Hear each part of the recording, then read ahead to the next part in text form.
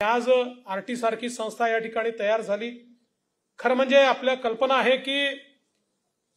जो काही क्रांतिगुरु लहुजी साळवे मातंग समाज अभ्यास आयोग तयार झाला होता, 2003 साली तयार झाला होता आणि त्याच्यानंतर अनेक वर्ष तो धूळ खात पडला होता। ज्यावेळेस मी मुख्यमंत्री झालो त्यावेळेस माझ्या हे लक्षात आलं, फायलींच्या ढिगाऱ्यामध्ये धूळ खात या अहवालाची फाईल देखील सापडली आणि मग दुर्दैवाने माझ्या लक्षात आलं की कशा प्रकारे या आयोगाला धूळखात ठेवण्यात आलाय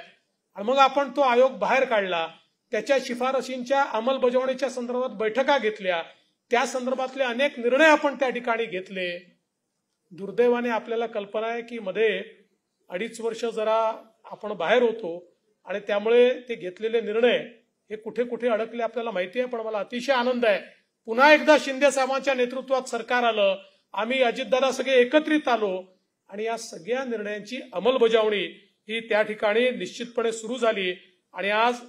याच निर्णयांपैकी एक निर्णय आरटीचा जो माननीय मुख्यमंत्र्यांच्या नेतृत्वाखाली या ठिकाणी निश्चितपणे त्याची अंमलबजावणी होते, ही देखील आपल्या सगळ्यांकरता अतिशय आनंदाची गोष्ट आहे।